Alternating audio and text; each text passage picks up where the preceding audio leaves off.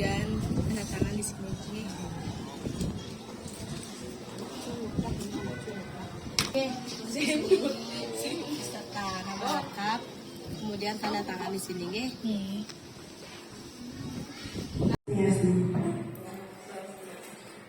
Assalamualaikum warahmatullahi wabarakatuh.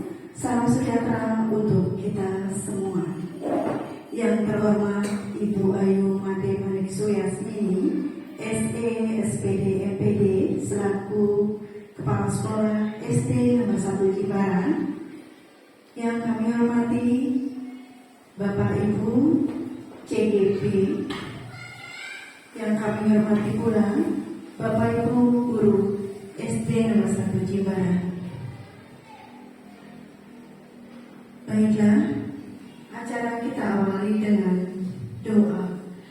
Bapak Ibu dimohon untuk berdiri sejenak. Berdoa mulai.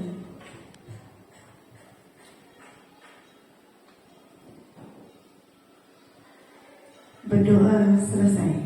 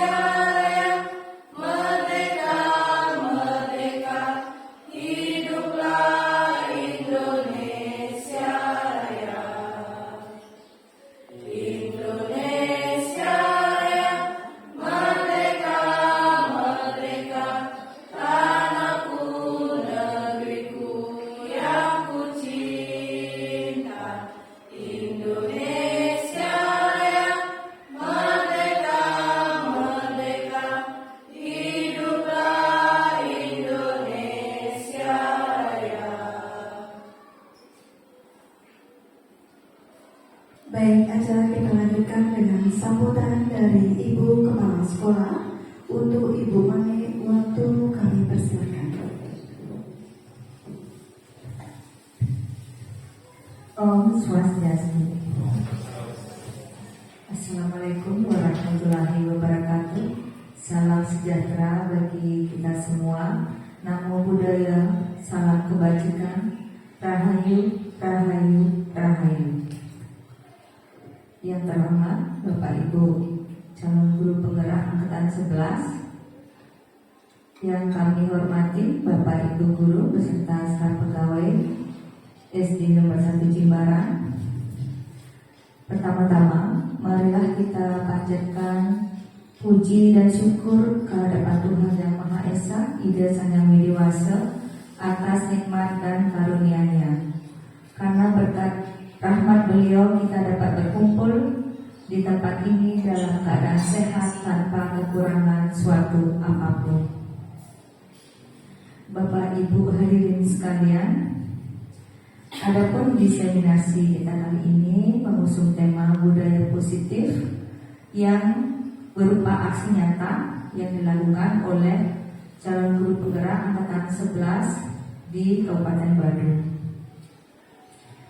Penerapan budaya positif di sekolah merupakan salah satu upaya peningkatan kualitas pendidikan nasional. Penerapan budaya positif ini tidak bisa dilakukan tanpa dukungan dari semua elemen yang ada di sekolah. Dengan penerapan budaya positif diharapkan dapat mewujudkan visi sekolah dan membentuk karakter murid dalam mengimplementasikan nilai-nilai profil pelajar Pancasila. Adapun tujuan dari kegiatan diseminasi ini antara lain menumbuhkan budaya positif, mengembangkan nilai-nilai profil pelajar Pancasila pada diri murid dalam kegiatan pembelajaran, melakukan kegiatan pembiasaan murid untuk mengimplementasikan nilai-nilai profil pelajar Pancasila. Manfaat dari kegiatan diseminasi ini yaitu peserta dapat mengaplikasikan nilai-nilai profil pelajar Pancasila secara sadar dan berkesinambungan dalam proses belajar. Murid terlibat aktif dalam kegiatan sekolah dengan secara sadar mengamalkan nilai-nilai profil pelajar Pancasila, sehingga tercipta pembelajaran yang menyenangkan dan berpihak kepada murid. Harapannya adalah adanya dukungan dari seluruh warga sekolah serta partisipasi aktif orang tua di rumah dalam membiasakan budaya positif. Dedikasi seluruh warga sekolah sebagai role model atau teladan bagi peserta didik dalam menanamkan budaya positif di sekolah, sehingga kolaborasi seluruh warga sekolah dalam menciptakan serta membiasakan budaya positif di sekolah wajib dilakukan. Hadirin sekalian, baik, selamat pagi Bapak Ibu. Om Swastiastu. Om Swastiastu.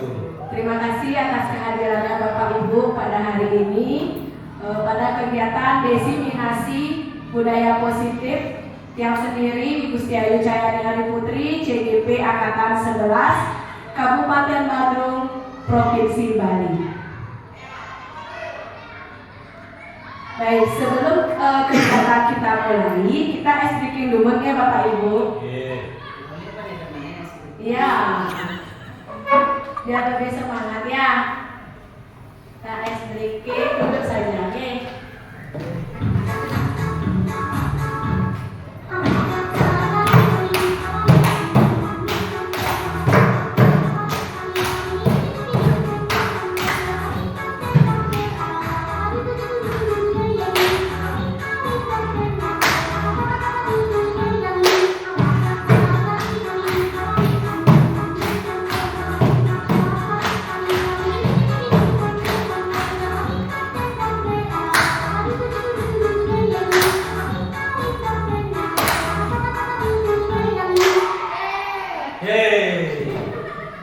Gimana Bapak Ibu? Cukup semangat ya mengikuti kegiatan diseminasi yang hari ini.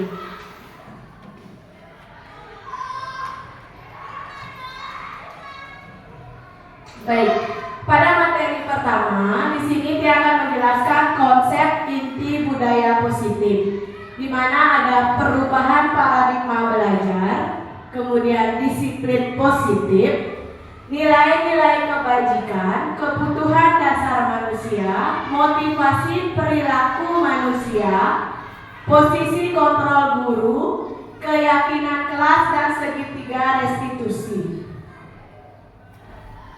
Nah, pembelajaran dengan paradigma baru itu dirancang berdasarkan prinsip pembelajaran berdiferensiasi. Pak Ibu tahu kan pembelajaran berdiferensiasi nih? Tahu. Nah, yang dimana mengedepankan kebutuhan peserta didik di dalam proses pembelajaran berdasarkan tahap perkembangan sesuai dengan teori psikologi modern untuk mewujudkan profil pelajar Pancasila. Nah, profil pelajar Pancasila itu ada apa saja ya Bapak Ibu? Bertakwa kepada Tuhan Yang Maha Esa dan beranak mulia. Kemudian apa lagi Bapak Ibu? Mandiri. Lagi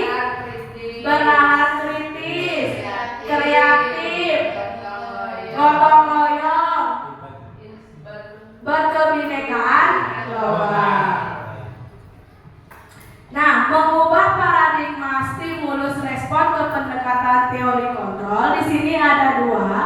Yang pertama stimulus respon. Di sini realitas atau kebutuhan kita sama. Jadi menurut teori kontrolnya realitas kebutuhan kita berbeda. Yang kedua, semua orang melihat hal yang sama. Di teori kontrolnya setiap orang memiliki gambaran yang berbeda. Yang ketiga, kita mencoba mengubah orang agar berpandangan sama dengan kita. Namun di teori kontrolnya kita berusaha memahami pandangan orang lain tentang dunia. Selanjutnya, perilaku untuk dilihat sebagai suatu kesalahan. Dalam teori, semua perilaku memiliki tujuan. Kemudian orang lain bisa mengontrol saya, namun dalam teori hanya Anda yang bisa mengontrol diri Anda. Selanjutnya, saya bisa mengontrol orang lain, namun di dalam teori Anda tidak bisa mengontrol orang lain. Kemudian pemaksaan ada pada saat rujukan gagal. Di dalam teori kontrol, kolaborasi dan konsensus menciptakan pilihan-pilihan baru. Kemudian model berpikir menang atau kalah. Teori kontrolnya model berpikir menang-menang. Nah, apa itu disiplin positif? Disiplin itu berasal dari kata disiplina, yang artinya belajar, di mana disiplin mengacu pada disiplin diri yang memiliki tanggung jawab terhadap apa yang dilakukannya berdasarkan nilai-nilai yang diyakini. Disiplin positif itu merupakan salah satu cara penerapan disiplin yang bertujuan untuk menumbuhkan kesadaran serta memberdayakan peserta didik tanpa imbalan penghargaan, ancaman maupun hukuman. Jadi di sini sebagai pendidik, tujuan kita adalah untuk menciptakan peserta didik yang memiliki disiplin diri sehingga mereka berperilaku mengacu pada nilai-nilai kebajikan universal dan memiliki motivasi intrinsik dalam perubahan perilaku ke arah yang lebih baik. Itu pengertian tentang disiplin positif. Nah, nilai-nilai kebajikan itu apa saja?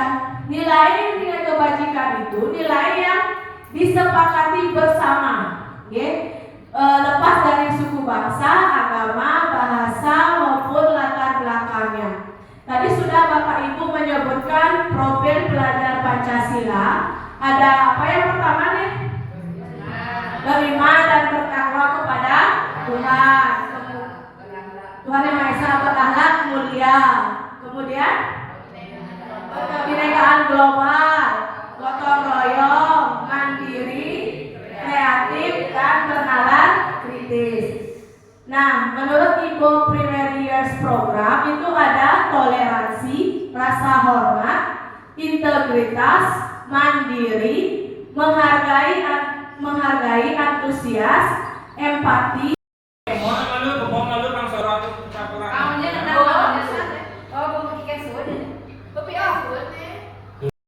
Terima kasih Bapak Ibu yang sudah menempelkan hasil dari tindakan guru itu termasuk hukuman atau konsekuensi. Di sini yang nomor 1, mencatat 100 kali di dalam buku kalimat. Saya tidak akan terlambat lagi karena terlambat ke sekolah. Itu termasuk hukuman atau konsekuensi? Hukuman. Ya, berarti di sini hampir semua menjawab hukuman. Ya Bapak Ibu. Kemudian tindakan guru yang kedua, lari mengelilingi lapangan basket 2 kali karena terlambat hadir di sekolah. Itu termasuk hukuman atau konsekuensi? Hukuman. Oke, semua jawab hukuman. Nomor 3, murid diminta untuk push up 15 kali karena tidak menggunakan masker ke sekolah. Tapi hukuman. Menggantikan kertas tugas teman yang telah dicoret-coret. Konsekuensi. Hampir semua konsekuensi. Membersihkan tumpahan air di meja tulis menulis karena tersenggol pada saat belajar. Konsekuensi. Murid disuruh untuk mengenakan sepatu seharian di sekolah karena tidak mengenakan sepatu hitam. Oke, hukuman. Lari mengelilingi lapangan basket 2 kali karena terlambat 10 menit untuk pelajaran PJOK. Nanti konsekuensi Pak Oma. Coba kita cek jawabannya ya. Oke, benar jawabannya Bapak Ibu nih. Yang pertama hukuman, yang kedua hukuman, yang ketiga hukuman, yang keempat konsekuensi, yang kelima konsekuensi, yang keenam hukuman, dan yang terakhir konsekuensi. Apa perbedaan hukuman, konsekuensi, dan restitusi? Kalau hukuman itu tidak terencana atau tiba-tiba. Kemudian murid tidak tahu apa yang akan terjadi atau tidak dilibatkan. Bersifat satu arah dan berupa hukuman fisik atau psikis. Kalau konsekuensi itu terencana atau disepakati sesuai dengan aturan. Murid tetap dibuat tidak nyaman dan sikap guru selalu memonitor murid. Kalau restitusi, di sini proses menciptakan kondisi bagi murid untuk memperbaiki kesalahan. Yang kedua, proses kolaboratif yang mengajarkan murid untuk mencari solusi sendiri. Itu perbedaan dari dari hukuman, konsekuensi, dan restitusi. Nah, di sini ada posisi kontrol guru. Di sini ada ilusi bahwa penguatan positif, efektif, dan bermanfaat. Ilusi guru mengontrol murid. Ilusi bahwa orang dewasa berhak memaksa, dan ilusi bahwa kritik dan membuat rasa bersalah mampu menguatkan karakter. 5 posisi kontrol guru di sini ada penghukum, ada pembuat rasa bersalah, ada pemantau, ada teman, dan manajer. Kalau Bapak Ibu sebagai guru ini termasuk posisi kontrol yang mana nih? Gimana manajer? Ya, kita sebagai manajer di sekolah nih. Contoh penerapan 5 posisi kontrol guru di sini. Contoh kasusnya, siswa tidak memakai atribut lengkap saat upacara bendera. Jadi posisi kontrolnya di sini sebagai penghukum. Hormat pada bendera 1 jam dan pembuat rasa bersalah, yaitu berapa kali Bapak harus memberitahu kamu selalu saja mengecewakan. Kemudian kasus yang berikutnya, kalau sebagai teman, ayo dong patuhi aturan sekolah, tolong bantu Bapak ya sekali ini. Ya sudah, tidak apa, lain kali jangan sampai terulang lagi ya. Itu posisi sebagai teman. Kalau sebagai pemantau, kamu sudah melanggar peraturan sekolah. Kamu tahu konsekuensinya. Setelah upacara, kamu beli atributnya di koperasi dan jangan diulangi lagi. Nah, jika kita sebagai manajer, kita akan bertanya apakah yang kamu lakukan itu merupakan bagian dari kesalahan? Bagaimana caramu memperbaiki kesalahanmu? Itu kalau kita posisinya sebagai manajer. Nah, untuk selanjutnya pembentukan keyakinan kelas. Di sini pembentukan keyakinan kelas itu ada bersifat abstrak, berupa pernyataan universal, dibuat dalam pernyataan positif, sedikit saja agar mudah diingat, sesuai dengan kondisi kelas dan sekolah, sehingga mudah diterapkan. Selanjutnya, semua warga sekolah atau warga kelas dilibatkan saat membuat keyakinan kelas. Nah, ini contoh pembentukan keyakinan kelas yang buat. Di sana anak membuat keyakinan positifnya, kemudian nilai-nilai kebajikannya. Misalnya apa itu ya? Pak, kelihatan ya? Mengumpulkan tugas tepat waktu. Itu termasuk nilai kebajikan yang bagaimana ya Bapak Ibu? Tanggung jawab. Tanggung jawab. Oke, seperti itu. Jadi singkat, padat, dan jelas untuk membuat keyakinan kelas. Selanjutnya, apa bedanya peraturan dan keyakinan kelas? Peraturan itu selalu mengembalikan buku ke tempatnya. Keyakinan kelasnya itu tanggung jawab. Dilarang mengganggu orang lain. Keyakinan kelasnya menghormati orang lain. Hadir di sekolah 15 menit sebelum pembelajaran dimulai. Murid, ilusi bahwa orang dewasa berhak memaksa, dan ilusi bahwa kritik dan membuat rasa bersalah mampu menguatkan karakter.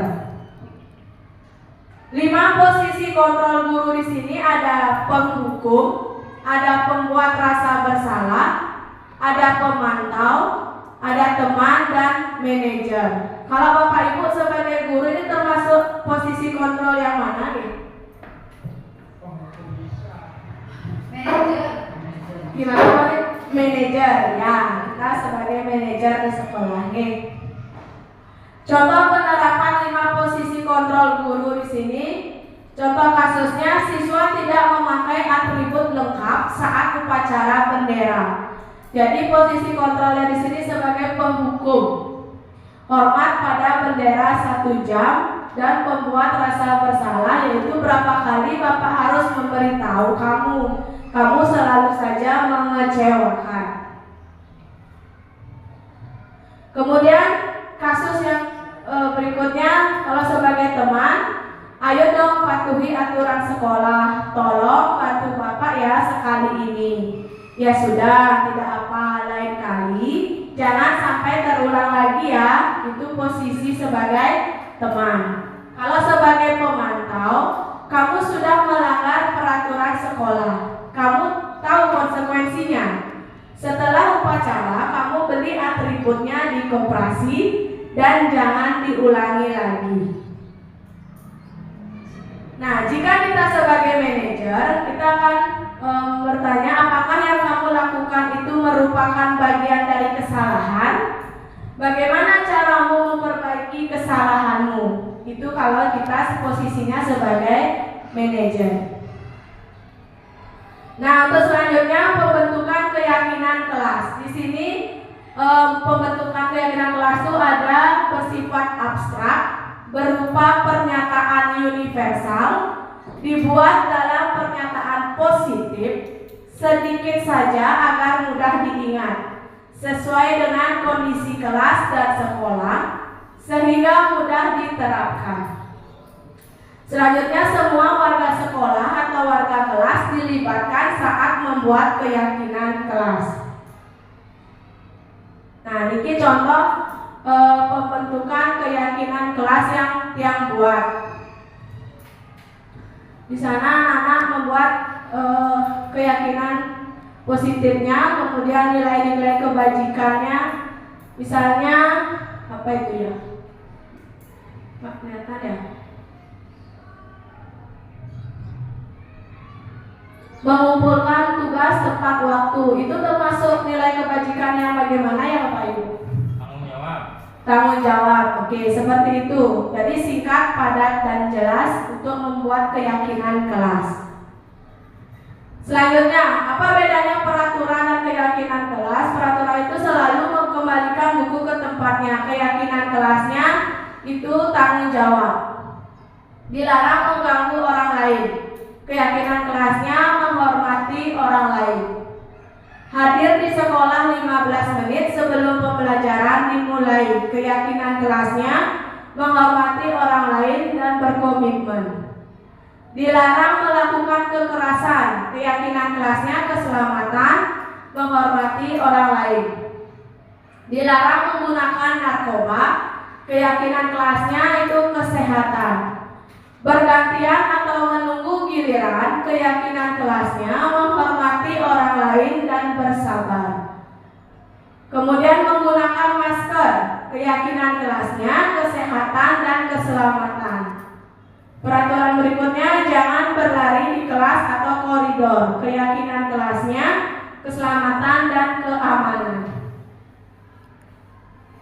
Nah, untuk selanjutnya ada segitiga restitusi. Apa itu segitiga restitusi?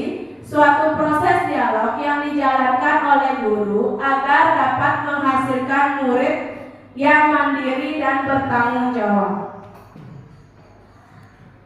Yang pertama ada tiga nih untuk segitiga restitusi. Ada menstabilkan identitas, ada validasi tindakan yang salah, dan menanyakan keyakinan. Untuk yang pertama, menstabilkan identitas, itu kita menggunakan prinsip membuat kesalahan adalah bagian dari proses pembelajaran. Yang pertama, kita mengatakan berbuat salah itu wajar. Tidak ada manusia yang sempurna. Ibu bapak juga pernah melakukan itu. Ibu bapak tidak mau mencari siapa yang salah, tapi ibu bapak ingin mencari solusi dari permasalahan ini. Kamu berhak merasa begitu. Itu dalam yang pertama menstabilkan identitas.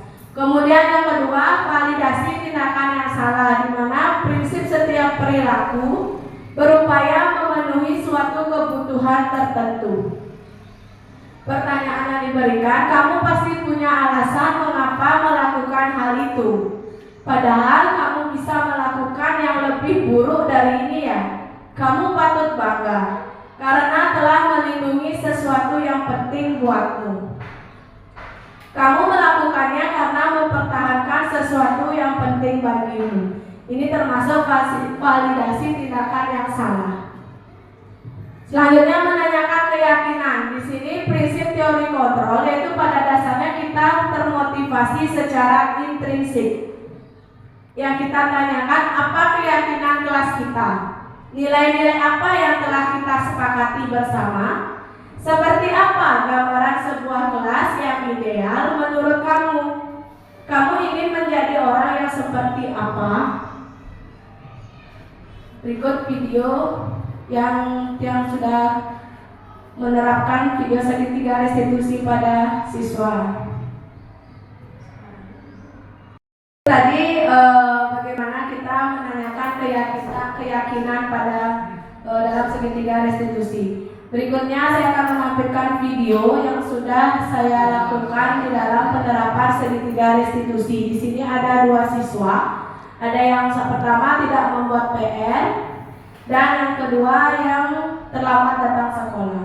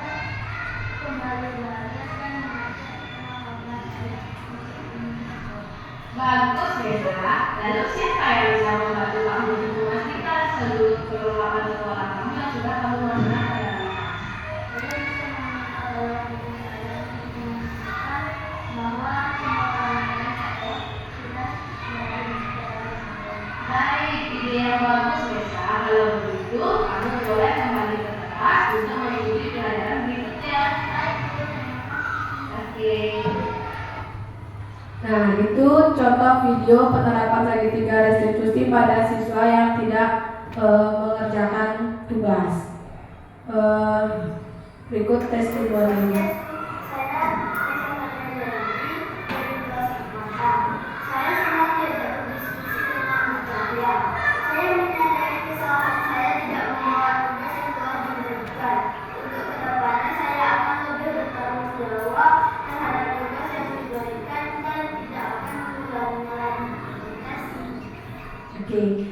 Demikian video penerapan segitiga restitusi yang saya lakukan pada siswa kelas 4.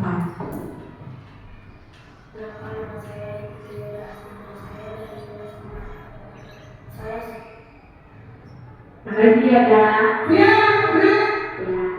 Bapak Ibu, kesimpulan dari pemaparan yang hari ini yaitu dalam penerapan program disiplin positif hendaknya seorang pendidik mampu merefleksi dirinya dalam posisi kontrol saat ini serta perjalanan dirinya sebagai among yang menuntut muridnya sesuai dengan kodrat alam dan kodrat zaman.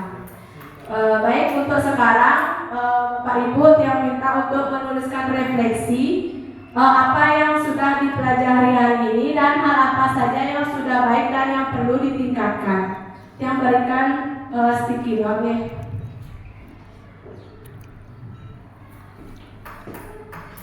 Hal yang baik apa nih? Hal yang baik dari proses ini apa dari guru yang sudah dimiliki oleh guru?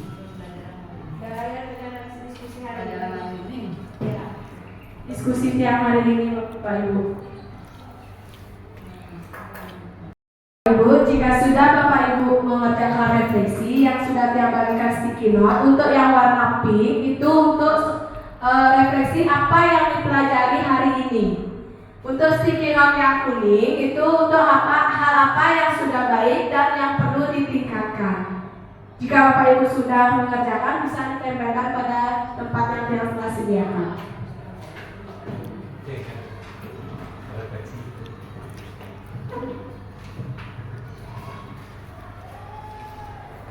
Ini yang merah, yang pink.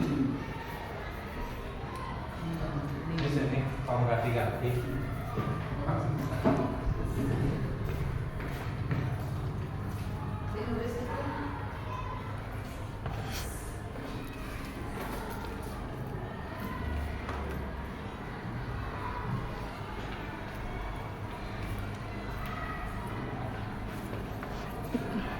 Keliru ya ditanya.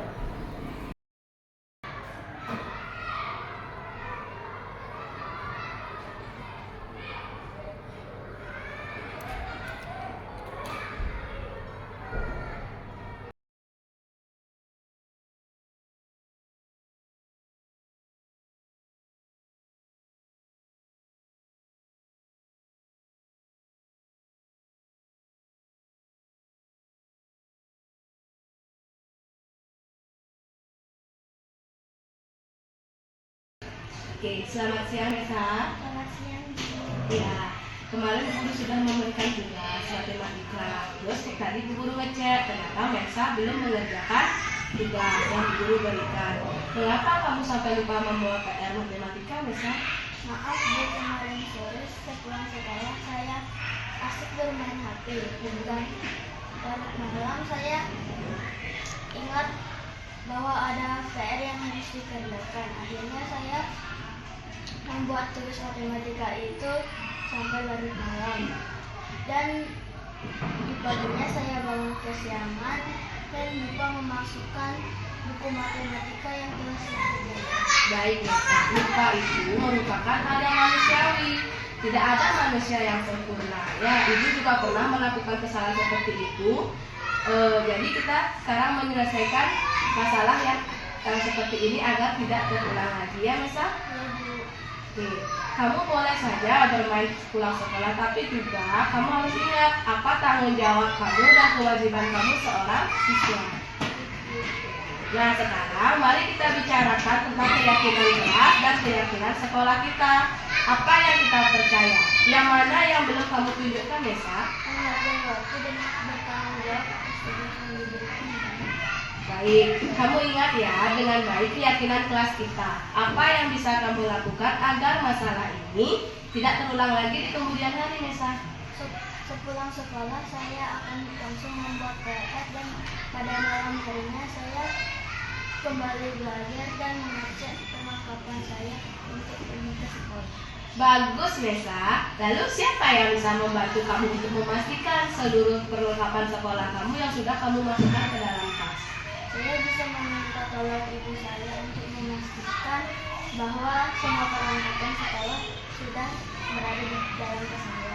Baik, ide yang bagus, Nesa. Kalau begitu, kamu boleh kembali ke kelas untuk mengikuti pelajaran berikutnya. Baik, Bu, terima kasih. Oke. Om Swastiastu, saya Nesa Satria Jayanti dari kelas 4A. Saya senang diajak berdiskusi dengan Bu Cahya. Saya menyadari kesalahan saya tidak membawa tugas yang telah diberikan.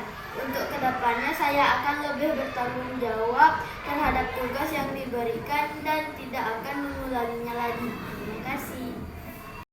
Pagi Yoda. Ya, Yoda, belakangan ini Bu Guru perhatikan Yoda dan laporan dari Bapak Ibu Guru piket Yoda sering datang terlambat ya. Nah, menurut penilaian kamu sudah berapa kali Yoda datang terlambat? Sudah 4 kali, Bu. Sudah 4 kali. Nah, sering terlambat itu suatu kesalahan bukan Yoda? Iya. Baik Yoda, berbuat kesalahan itu manusiawi ya. Setiap orang pasti pernah melakukan kesalahan. Yang terpenting kita sekarang belajar dari kesalahan tersebut dan berusaha untuk memperbaikinya. Gimana, setuju Yoda? Baik Yoda, kita selesaikan masalah ini agar tidak terulang lagi di kemudian hari. Kita cari solusinya bersama-sama ya Yoda. Nah, Yoda sudah datang terlambat. Pasti ada alasannya kan? Kenapa Yoda sering datang terlambat? Karena saya sering belajar, saya menonton malam, kurang tidur. Nah, kamu boleh saja menonton televisi, ya. Tapi kamu juga harus ingat tanggung jawab dan kewajibanmu sebagai seorang siswa ya. Nah, sekarang kita berbicara tentang keyakinan kelas dan keyakinan sekolah kita, Yoda. Apa yang kita percaya? Yang mana yang belum kamu tunjukkan, Yoda? Disiplin waktu, menjaga kebersihan dan keindahan kelas, Bu. Karena saya datang terlambat, saya tidak bisa menjalankan tugas. Baik. Menurut kamu disiplin itu penting nggak sih, Yoda? Penting, Bu. Karena di sini membuat saya tidak terlambat lagi, Bu, dan saya Nah, sekali nak dengan disiplin kamu bisa lebih menghargai waktu, datang tepat waktu, menghargai teman-teman di sekitar, dan kamu juga bisa menjalankan tugas-tugas secara bersama-sama, menjaga kebersihan kelas dan menjaga kebersihan kelas. Ya Yoda? Ya, Bu, saya menyesal karena sering datang terlambat, Bu. Maaf, saya minta maaf, Bu. Ya, nah, sikap yang baik itu sudah kamu lakukan dengan meminta maaf. Menurut kamu, apa yang akan kamu lakukan agar tidak datang terlambat lagi ke sekolah? Saya akan mengatur waktu untuk menonton televisi, dan saya akan menyetel alarm. Bagus Yoda. Lalu, adakah yang bisa membantu kamu untuk membangunkan kamu lebih awal? Saya bisa meminta bantuan ibu saya, Bu.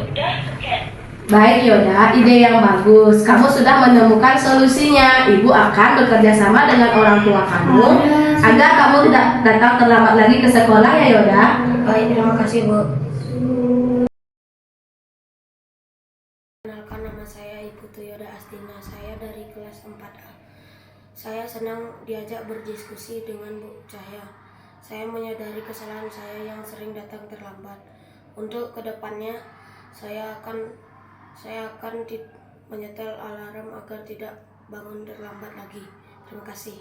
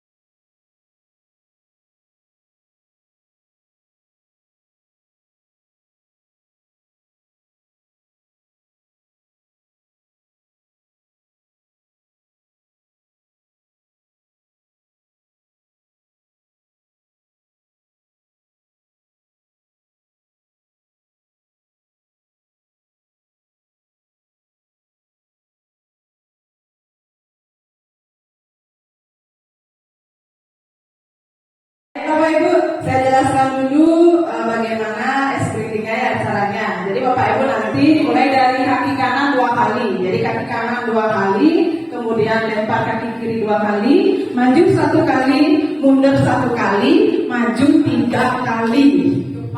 Ya, sudah? Nah, ya isi goyang dulu ya. Ya, oke. Bisa ya kita coba ya, kita mulai. Oh, suami istri saya kan marah ya?